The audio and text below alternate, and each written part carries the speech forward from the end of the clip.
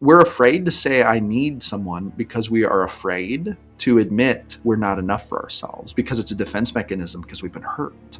And that's the truth of it. Do I think that a woman with stretch marks, she doesn't spend thousands of dollars on makeup, hair care, she doesn't get plastic surgery, she has wrinkles from age, she has some flaws, do I think she's not beautiful? I'm gonna tell you what, I've become so grossed out by thinking this way about people and not appreciating just people and their natural beauty, their natural good looks, appreciating them without looking at them through the filter of like social media fakeness. Hello friends, welcome back to Dating as Humans. My name is Josh, and today we're talking about specifically people who haven't dated in a long time. Recently I had a conversation with a coworker who hasn't dated in literally years. She is a single mother. She lives by herself with her kids. She has, I think, one young kid and one older kid. She is in her 40s. She literally hasn't dated in years. And the reason this conversation came up is because I talked to her one morning, kind of just like we were talking as coworkers do, just talking about life. And I mentioned the date I was on the other night. And I was like, I had a lot of fun. And, I was just talking about my life. And she said, oh my gosh, it's so scary to think of going back out there and dating. It's so scary because I have no idea what I'm doing. I haven't dated in years. I don't feel good about myself. Just all these things. And I also have talked to other people kind of recently who haven't dated. Like I talked to one young man at my job the other day who literally hasn't dated in over a year because he doesn't make a whole lot of money. He spends the majority of his money on his bills. He says he doesn't even have enough free money to buy himself a computer, which he kind of wants to buy so he can game and so he can pursue coding as like a career. But he's like, I can't even afford a computer on my budget. Like basically all of my money goes to bills. So I feel like I can't date because I have nothing to offer. Okay. So we have two different kind of situations here, but they both play into this thing, people who haven't dated for a long time and why. Is this the path that you should take, or should you date? If you haven't dated for a long time, should you work your way through the reasons and go ahead and date? We're going to talk about this today. And I'm going to share an experience with you, an anecdotal experience that I had that I think resonates here and that I think is important for this conversation. So here it goes. When I was going through my second divorce, which happened last year, we separated in March, and then the divorce got finalized in, I think it ended up being early November, I think is when it happened. So that was kind of the period of time between the beginning divorce and then getting it finalized. And during that time, I completely didn't date. When I separated from her, I didn't date at all until like literally that November.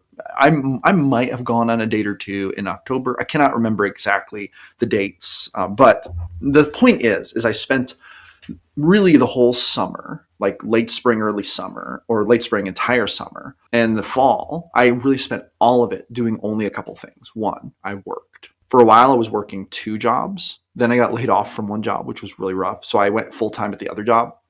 I, worked as much as I could because I had big bills to pay. A tornado had hit my house and I needed to get that repaired. I had lawyer payments for the divorce. I had a lot of things to catch up on. I had to buy a new car, right? Because in the divorce, I gave my car to the ex because we were a one-car family and she needed it a lot more than I did. So there were like a lot of things. And, I spent just my whole life working and caring for my dogs and spending time with my kids. So that was my whole life during that period of time. And during this time, I got a lot done. I spent virtually no money on anything but necessities. I worked. I grew my YouTube channels during this time. I grew I busted my butt at my job, but it did take a toll. I noticed this. It took a toll on me. I missed very much the presence of beautiful, good women in my life. I missed intimacy. I missed physical touch. I missed doing the fun, naughty things you do. I'm not going to say specific words on this channel because I don't want to get flagged or anything, but like naughty bedroom fun, missed it. Missed chatting with women. I missed having that feminine energy in my life, right? I have a very masculine life, very masculine energy driven life. And I find that when I'm left to my own devices, life takes on a kind of tasteless texture. It turns more to black and white than being in color. It just becomes this very hollow, tasteless existence where it's just grind, grind, work, work, grind, grind. I find that concepts like joy and fulfillment and satisfaction and happiness, these things get dulled, right? Almost like the light is being sapped from the world and the world's going gray and desolate for me. That's how I feel. And I don't just feel it, physically. I feel it. I feel it in my energy. I feel it even spiritually. It is an all-encompassing, important thing. And so when I went, this was the longest period of time I'd gone without dating in years. And I noticed the toll it took on my life. I was getting grumpier. Okay. I was getting more isolated. I was getting way more super serious about things that probably didn't need to be treated so seriously. I was getting so intense, so uppity, so uptight. I was getting attention in my whole life, in my body for sure. Without the touch of a beautiful woman, I was going a little crazy, but it wasn't just that. It was also just life all encompassing in general. Now, I don't know what version of this might apply to women. I don't know how women feel. Drop a comment. Let me know if women feel the same way. In fact, I can think of some women right now who I could probably ask this question to, and I may go do that. But, that's how I felt as a man. And then there's a cost benefit analysis to be done about this, because it's like, well, dating, kind of like the young man in the beginning of my story, he said he can't afford to date. He has nothing to offer. Okay, but let's do a cost benefit analysis. Yeah, dating costs some money. Yes, dating is going to cost time. For me, that's the biggest cost of dating, is the time, right? If I want to date beautiful, amazing women who deserve my time and attention, they deserve my time and attention. And I'm going to spend that time on them. I'm going to text them. I'm going to call them on the phone. I'm going to have them over. I'm going to go out on dates with them. We're going to spend time together. And when I spend time with them, my mind is going to be on them. My attention is going to be on them because I date very intentionally. And I've been told by the women I date that they really appreciate this. I'm not like constantly on my phone or distracted. It means a lot to me. I really appreciate the women who spend time with me, who I care about, right? These beautiful women spending time making my life go from drab and dull and colorless and tasteless. They single-handedly come into my life and they make it so beautiful and full of color and full of joy. And I start taking life less so crazy seriously. And I just get more chill and happy. Right? It's like that old adage, it's like, if he's too intense, he must not be getting laid. Because once he starts getting laid, he chills out a lot. Like, there's some truth to that, guys. There's some truth to that. But it's deeper than that. It's not just the physical. It's not just the physiological part. It's also an energy thing. It's also just that feminine beauty in your life, right? It's all of that. It adds color. It adds dimension. It adds texture. It adds flavor to life. And it starts to make life feel so much brighter and happier and more joyful. So there are a lot of benefits to this, right? Not only are there physical benefits, but there are spiritual and energy and emotional benefits. And there's a real question to be asked. When I think about spending money, spending time on dates, do I think to myself, oh, I shouldn't waste my money on that? Or is it possible that we should think of dating if we want to date, right? I know there might be people out there who literally don't want to date. Okay, that's fine. I'm not trying to say that you should change your mind about that, but this is for the people who want to date, but they're not, because something's holding them back. So here's my thing, is the effort worth it? Is the investment worth it? For the woman at the beginning of my video who I was talking about, she hasn't dated. Why? Time constraints, afraid to get on dating apps, doesn't like how she looks, thinks she's not beautiful, thinks nobody would want her. So what's the point in trying if you're not going to end up with someone who you like anyway? If you just have to settle, then what's the point, right? In other words, like, she would love to feel probably an invigorating kind of love where she's very attracted to her partner. But what if she feels like she can't attract the kind of partner she wants because she's not beautiful enough? Well, where's the point, right? To my friend, the young man who says he doesn't have money for dating, it's like, well, he only works part-time at this job. Maybe if he feels like he needs some money to date, which you do need some money to date. You really do. You need at least a little bit. I don't spend very much money dating, but you need some money to date. You have to be able to take her out for a drink. You have to be able to take her out to Waffle House, right? It's like, these are bare minimum things. And I don't think there's anything wrong with considering them bare minimum things. You don't have to take her out to sushi. You don't have to take her out to an expensive restaurant every night. You don't have to do that. That's not real life, friends. There are women out here who act like this. There are men out here who act like this, but that's a very entitled, privileged way to think and live. I have gone to many awesome dates at Waffle House and then come home and had a great time having great bedroom fun and just spending time together and cuddling and watching a show together and just the best time. I'm missing out on nothing by not taking women out to expensive restaurants, not dumping huge amounts of money on dates. You don't have to do it. And you don't have to date the kind of women who expect that. I'm not mad at those women. If they want to expect that, that's fine. Doesn't mean I'm going to be the one dating them. And that's fine. They probably prefer it that way. And then we all live happier lives because we're doing what we want. So, and we're not bitter about it. Point being is that you don't need a bunch of money to do this, but you need some.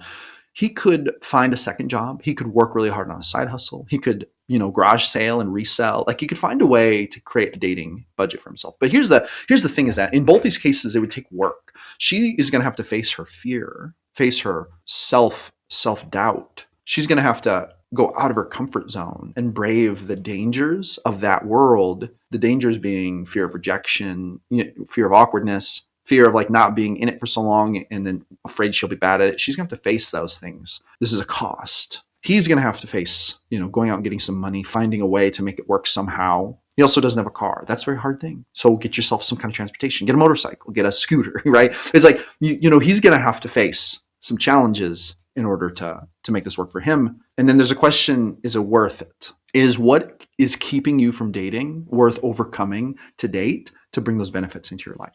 I believe overwhelmingly, yes. I think if you have a desire to date at all, if you deep inside think to yourself, well, of course I'd love to have an awesome dating life. Who wouldn't? Then you should be dating. And I think that it means that whatever the cost is, whatever the danger is, whatever the risk is, I think it's worth looking at, analyzing, and facing and trying to overcome it. Because I want you to be very honest with yourself. Is your life starting to feel drab and colorless? Is your life starting to feel tasteless without love in your life, without beauty, without, intimacy, without physical touch, without someone who cares about you, texting you, telling you you're beautiful, telling you you're handsome, telling you you're wonderful, someone who admires you and who you admire in return? Like, is your life less than because you don't have this in it? I know. And I have a huge amount of self-love. I love myself. I have a huge amount of self-confidence. I believe in myself. I emotionally support myself in all kinds of ways. I'm a very secure person, not afraid of being alone at all. We're talking simply about benefits here. Okay, costs and benefits. I know my life is so much better when I'm dating beautiful women. It's so much better. There is no comparison. It affects my work positively. It affects my mood positively. It affects my body positively. Everything in my life becomes better. Where it starts to get bad is if I compromise and I date people who work against my life, people who make me think I'm less than, people who make me doubt myself, people who make me feel like I'm not attractive, people who make me feel like I'm not good enough. These are the kinds of people to stay away from. It's better not to date than to date those people. But there are so many wonderful people out there to date, so many wonderful people, especially if we're willing to pay just as much attention to what's on the inside as what's on the outside. Some people, and they chase the feelings and they date only for that attraction, and they don't pay close enough attention to what kind of person they are on the inside. And for some people, they will rule out people who on the outside may not be their first choice before they get to know the inside. I think this is a great mistake. This isn't rational dating.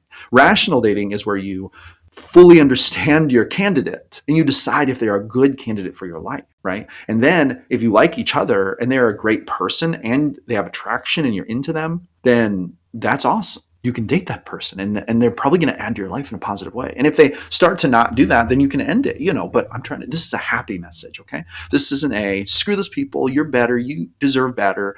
You deserve a lot, but let's be grateful. Let's be empathetic. Let's also recognize that it's okay to want and need other people, and it's okay to enjoy that. I just got a text message from one of the women I'm dating. She sent me a picture of herself. She told me she's excited to see me next time. That made my day better. Do I need her? I could say I don't need no woman. Do I need her? I mean, not in the sense that I'm going to die if I don't have her. Not in the sense that I'm a simp. Not in the sense that I'm going to hate myself and want to die if she breaks up with me. But do I need her in the sense that I want my life to be better? Yeah. she makes my life better every day when she texts me and she flirts with me and we have intimate times together. We have dates. She makes my life so much better. Do I need her? Yeah, I need her. It might be more fair to say I want her, that I desire her, but also we're afraid to say I need someone because we are afraid to admit we're not enough for ourselves, because it's a defense mechanism, because we've been hurt. And that's the truth of it, man. That's the truth of it. So here's what I think. I think that if you want to date, it's worth making a plan to do it, putting the effort in and making it happen. Don't be so picky. Instead, get really focused on finding a great holistic person. How do you know if they're attractive enough? Let's be honest. If they're attractive enough that the idea of kissing them seems fun, and you think you could have a climax during intimacy with them, then and that thought doesn't gross you out, they're probably attractive enough. And then if the inside is beautiful, if they're a beautiful human with a beautiful soul who treat you wonderfully, your attraction for them is only going to grow, like your physical attraction. This is so important. I think this is a message that too many people are missing out on today. I think too many people are obsessed with, social media beauty, reality TV beauty. Too many people have just these standards that are wildly disproportionate to the reality of life. The reality of life is that humans go through hard things, and nobody's perfect. But do I think that a woman with stretch marks, a woman who maybe she doesn't spend thousands of dollars on makeup, hair care, she doesn't get plastic surgery, she has wrinkles from age? Do I think that maybe her boobs aren't perfect in a Hollywood sense? She has some flaws. Do I think she's not beautiful? I'm gonna tell you what, I've become so grossed out by thinking this way about people and not appreciating just people and their natural beauty, their natural good looks, appreciating them without looking at them through the filter of social media fakeness and Hollywood fake. I think we need to stop this. I think we need to start looking at people as people, not as whether they measure up to, your favorite TV star and whether they're as attractive as that, whether all of your friends are going to be impressed because you pulled a baddie. I think this is such a nonsensical way to think. I think that we should look at humans for who they are, and we should appreciate who they are. We should look at not only their physical beauty, because physical beauty is important. Don't date someone who you just think, oh, I wouldn't want to do that. That exists for a reason. Attraction exists for a reason. You should be able to enjoy that in your dating life. And you should be able to look at someone and be like, wow, they're so attractive. I'm so attracted to them. I just want to kiss them. They're so good looking. That's how we should want to feel about the person we're dating. If you don't feel that about them, it's probably not a good match, friend. And that's okay. But that's a lot different. There's a lot of space between that and then fake beauty standards, just fake social media beauty standards, whatever. You know what I'm saying? So there's my dissertation on that. I think that if you want to date, you should. This is my message to those who have not dated in a long time. I think it's time. I think it's time that you got back out there and you tried to date. Put some energy into it, make a plan, work on yourself, get yourself ready to date, whatever that means for you, and just go for it. It'll get better as you go and as you get experiences as you learn. And hit subscribe on this channel because that's exactly what this channel is about. Dating rationally, having a better dating life for everyone. All right, friends, thank you so much for coming back for another episode of the channel. My name is Josh. This is Dating with Humans. I will see you awesome people on the next one.